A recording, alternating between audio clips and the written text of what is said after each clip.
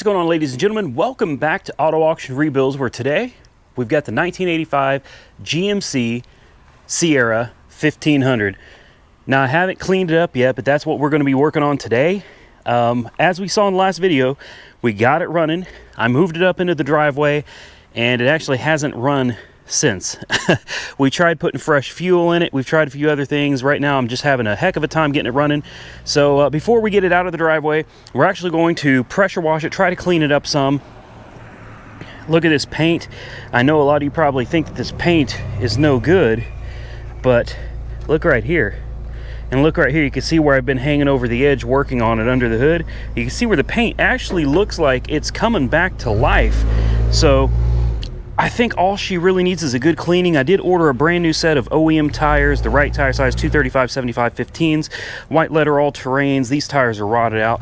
I know it's kind of putting the cart before the horse there, putting new tires on a truck that's not even running right now. We're gonna clean this thing up. We did get the bed closed, thankfully. I've got the bed working again. I've been tinkering with it in my spare time, which I don't have a whole lot of, but as you can see, the bed opens now. Or the tailgate, I should say, opens, tailgate closes. We'll go spray that out at a car wash, but right now we're gonna do these wheels and tires, then we're gonna give it a good pressure wash with a good foamy soap and try to clean it up, get all these numbers off, and then we'll get into trying to make it run again. So to give you an idea, here's the after, and here's what it looked like before. Now what I prefer to use is this this Black Magic. It used to be, I think it's called Wesley's or something, but now it's called Black Magic Bleach White. This stuff works great. What I like to do first though is I like to get a little bit of water on the tire. I like to get it just a little bit wet first. Make sure your brushes and everything are all wet. Rinse as much of the crud out of there as you can. You can tell this thing sat for a long time, right? There you go. And then just spray liberally, man. Just really get into it. Don't be afraid of it. Get it all up in the rim and everything too. And I don't know, man, I'm thinking for right now we're going to keep the rims. I actually like these, just this old original look of the rims. Get you a good stiff brush and really just make sure you get them white letters too, right? Gotta have them classic 70s and 80s era white letters. These are pretty big tires, so it's going to take you a minute to get them clean. Just keep at it. Like I said, hit them white letters repeatedly, man. And you'll be surprised at the difference. You can take this stiff brush, run it over your center caps, and then run it in your rims like so. Watch out for that, I forgot what that thing is called. I literally forgot what it's called. The thing you put air in, man. The valve. Good God Almighty. Have mercy on me. I'm having a rough day, man. So just get up in here, scrub it as best you can. Then I go back with a soft brush, a deep one, to get into all these little nooks and crannies that I couldn't reach. And to get under that valve. Now watch this. It's going to be a night and day difference, boys.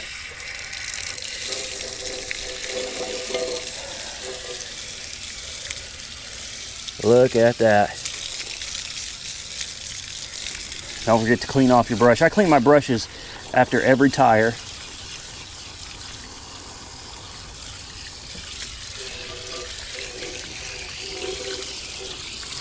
How about that, right? I mean, granted, they don't look perfect, but they look good. They sure look better than they did, right? Wash, rinse, repeat. Isn't that what they say? Let's finish these rims. Let's get to washing the body of this beautiful truck.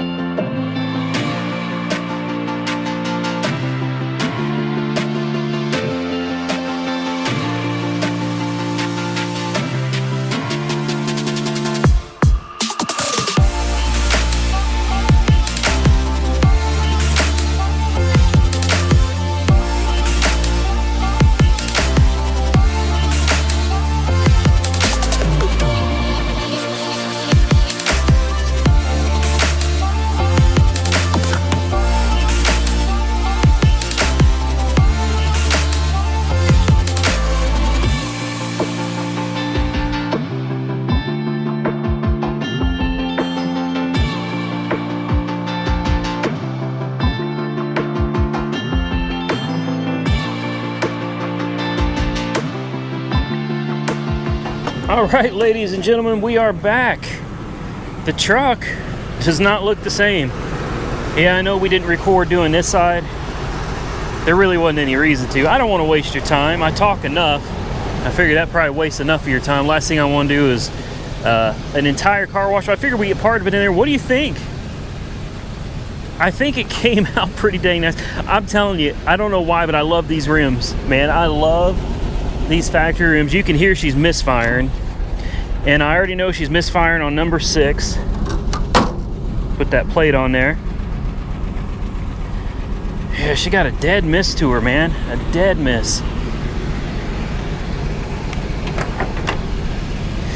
We are gonna take her for her first drive. Whew, it's hot in here. Whew. Gotta roll these windows down. Remember these crank windows? Oh man. No cup holders neither. Remember you used to have that thing on the floor for a cup holder? Blower motor doesn't work. Sounds like it tries to kick on, maybe. I don't know. We got some things in here that probably gonna need some work. The fuel gauge doesn't work. The blower motor doesn't work. The radio, yikes. I think it was working. There's next bus. Okay, roll down your window. Okay, the radio definitely needs to be replaced. We're gonna take this thing to go get some gas for the gas can, and we're gonna cross our fingers that it makes it. We don't have a booster pack. We don't have anything with us if we break down, so let's hope for the best. Expect the worst, I guess. Okay, boys and girls, that misfire is a little rough. And it doesn't, I mean, it feels like it gets better. No, maybe not. I don't know. We got some rattling. There's the brake, the e-brake, you have to, it's loose, so it rattles around. The glove box is rattling around down there. You can see it occasionally. The screws are loose. This door is rattling. You got to pull it. You got to pull it close, and it stops rattling. There's a few adjustments that need to be made, but we just took a truck that's been sitting for God knows how long, and man, we're cruising 45 miles an hour. I don't know if you can see the speedometer, but we're doing 45.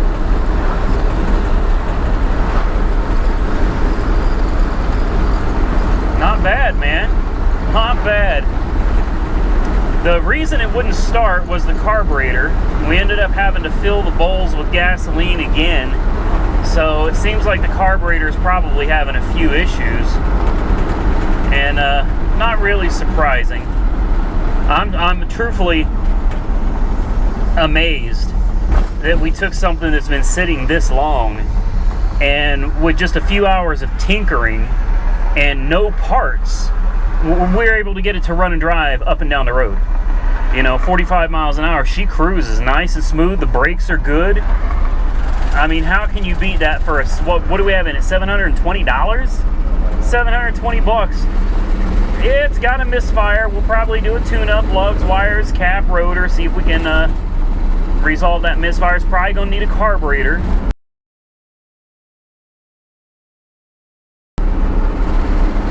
But this is a great deal in my opinion. This is what I live for. Finding old, forgotten toys like this and getting them running again and putting them back on the road. Well, we made it to the gas station. I'm gonna put some gas in the truck, fill it up with some premium, and see if that helps things any. We're also gonna put gas in this gas can. Oh, the dang pumps are out of service over here. Go figure. Oh, we got one pump that's good over here. I hear a tapping, sounds like a lifter tap. We're gonna get out and check that out real quick. I don't think I'm gonna trust shutting this thing off. I'm just gonna leave it running. We did save the battery. The battery is good. We ended up putting it on a reconditioned cycle on my Stanley charger, and the battery did come back to life. To give you an idea of how old the battery is, it was dated 6 of 2012. So we know 6 of 2012 somebody put a battery in this thing. That was 7 years ago. I'm gonna pop this hood real quick, see how bad that tapping is. Sounds like a lifter tap. Yeah, that's a lifter tap, and it's coming from this side. I wonder if we got to collapse the lifter. It's holding pressure on the cooling system good. Aside from that miss, and it sounds like it's only a misfire on one cylinder.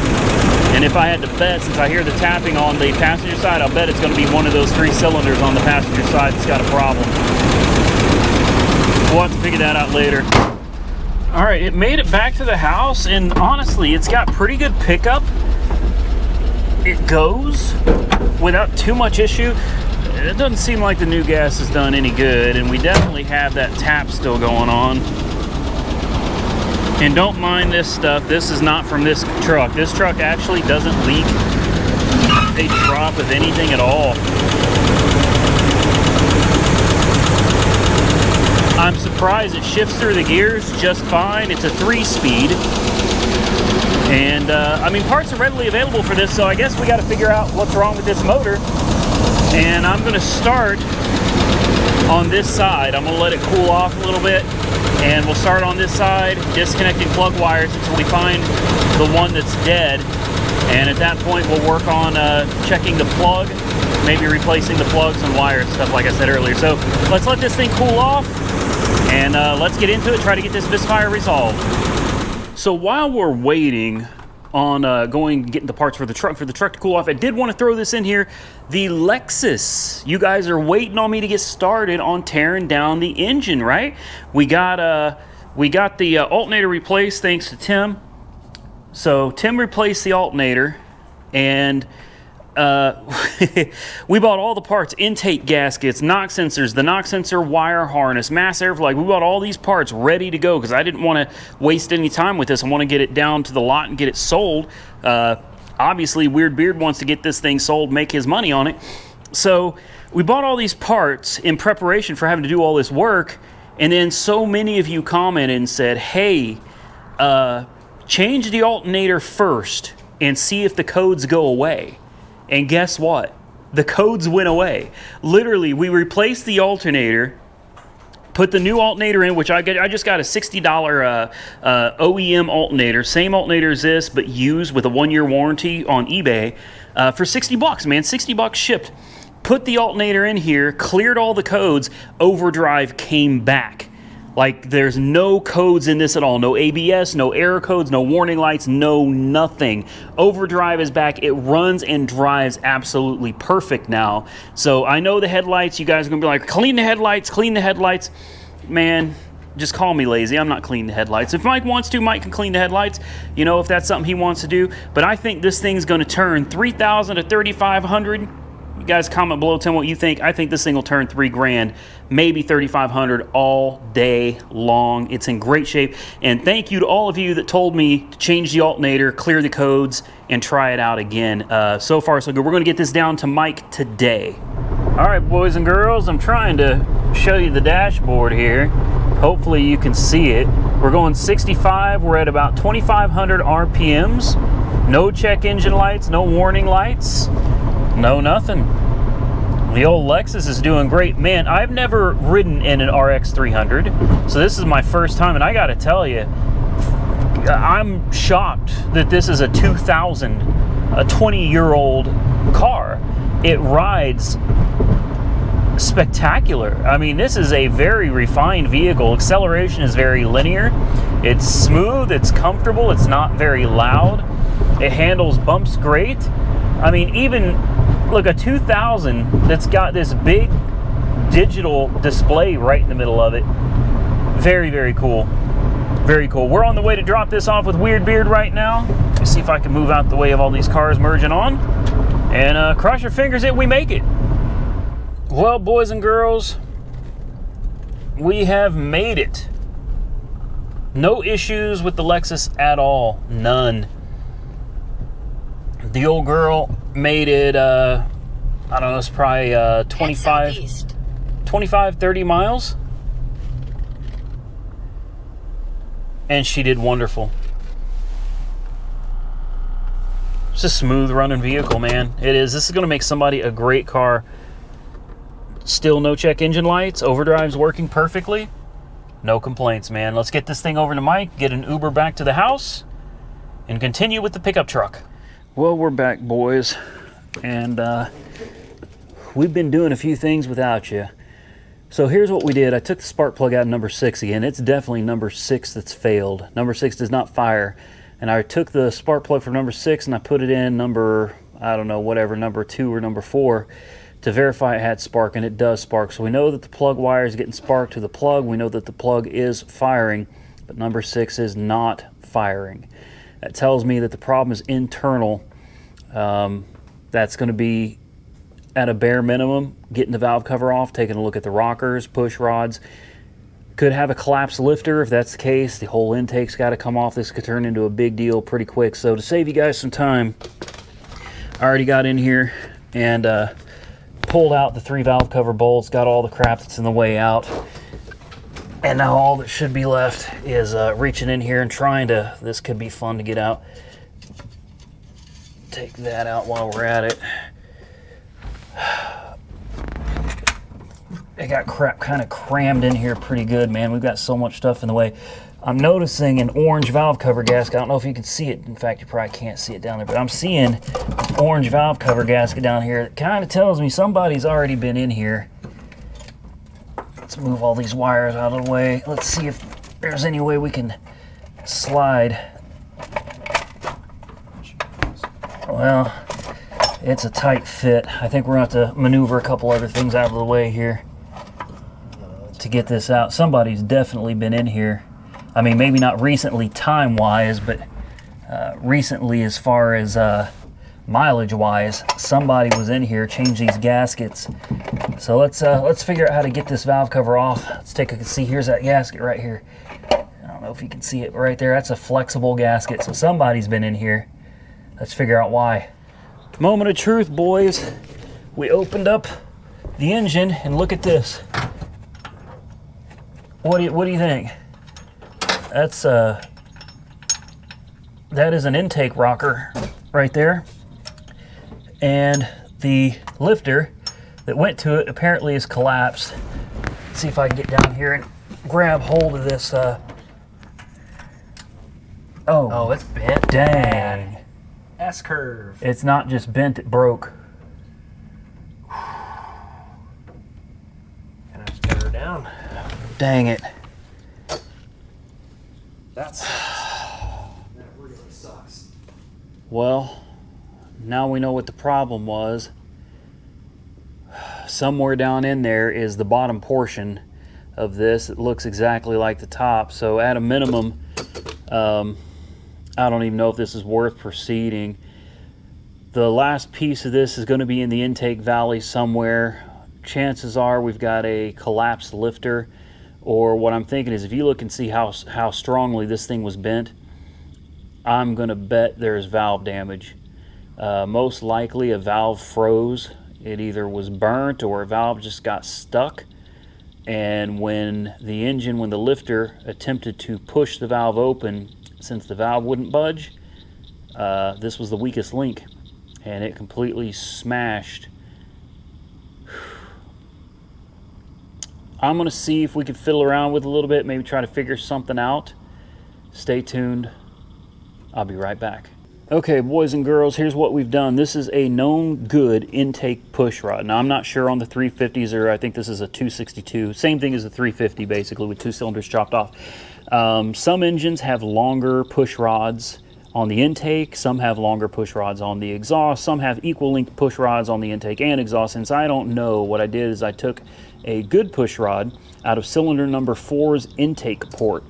And then what I did, or what I'm about to do, is I'm going to drop it into cylinder number 6 intake port, which I doubt you can see very well, but right here. And I'm trying to feel the lifter, and it is definitely seated in the lifter. So the piece that broke off is still in the valley, intake valley somewhere. Now, I took a hammer. Sometimes a good way to free a sticking valve is to take a hammer and tap it real good a few times, and this was sticking. But after I took the little hammer and tapped on the head of that valve, the spring is moving, the valve is moving. I'm going to button this up with the rocker, which is sitting right here. We're going to put this back together. I want to leave the rocker off of number 4. There's no point in putting the rocker back on. It's not going to do anything anyway. And I'm not putting that dang piece in it at all. Rickety wrecked. So obviously we're going to have a misfire still on number 4. No doubt about that. Definitely be a misfire on 4. But if we get it running on cylinder number 6, then we have successfully fixed this by putting a push rod in it. And how we'll know is, even though it'll be misfiring here, we'll take the plug wire off of number 6, and if it starts running worse, we know it is firing on number 6. At this point, it's a matter of going to AutoZone in the morning, if this works, grabbing an intake push rod for number 4, putting it on, and bolting it back up. Now, I know we shouldn't leave the piece of metal inside of it, but I'm pretty sure wherever that metal's at, it already went wherever it's going, and it ain't good. So most likely, the engine is probably on borrowed time. Then again, it could run another 50, 80, 100,000 miles. It's really hard to say, but for now, let's get this buttoned up and let's find out if putting a push rod in this thing is going to fix it. All right, ladies and gentlemen, it is pouring rain. We got to get out of the weather. Have a look-see.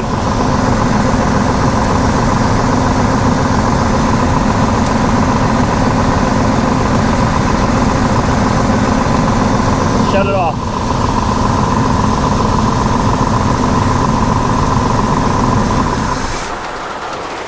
All right, let's get all this stuff out of the weather. We're gonna have to close this up for the night. There's nothing more we can do. We're gonna grab that cardboard out from underneath it too. Ladies and gentlemen, that's where we're gonna have to leave this for today. Unfortunately, with the weather coming in, we can't get parts till tomorrow anyway. This is semi-good news. It still has the misfire. I can tell it's missing, but it still sounds like it's only missing on 1 cylinder. And if we had a problem with cylinder 6, we'd be missing on 2 cylinders right now because number 4 isn't even connected anymore. So this is good. The fact that we're able to see the valves working on number 6, and God only knows how long it's been since that intake valve has been opened. It's good to see it running. So I've got a lot of hope that once I go grab another push rod tomorrow, this thing's going to run properly, I think. Comment below, tell me what you think. I know some of you are going to say, Randy, the proper way is take the intake off, find that piece, pull it out, and you're right, you are. I should pull the intake off. I'm being absolutely lazy. I don't want to. The engine's not worth it to me. If this thing lasts 100 miles, great. If it lasts 5,000 miles, great. 50,000, even better. But most likely, if we were to keep this truck, we're going to be putting in a V8 anyway. Like I said, I got a lineup for $1,500 for a 350 mildly modded with a TH400 attached to it.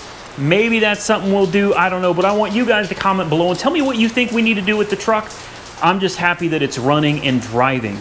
Honestly, I didn't expect it to be a runner and a driver. And if all it was a matter of replacing a push rod, oh my God, like this is too good. Classic, man, too good. A push rod, really? What is it, like $2, $1.50? Anyway, folks, we're getting out of here. If you enjoyed the content, please give the video a thumbs up. And if you don't like it, give it a thumbs down. That helps me know what you guys like seeing and what you don't like seeing. Please comment below. Follow me on Instagram if you don't, because if you follow me on Instagram, you've seen this truck like a week ago. Auto Auction Rebuilds on YouTube. Subscribe to the channel if you're not currently subscribed. I appreciate all of you. Thank you to my brother Tim for being out here in the middle of the night with me and wrenching on this thing. Yes, my neighbors absolutely love me. Stay safe out there, everybody. I will catch you all very soon in the next one.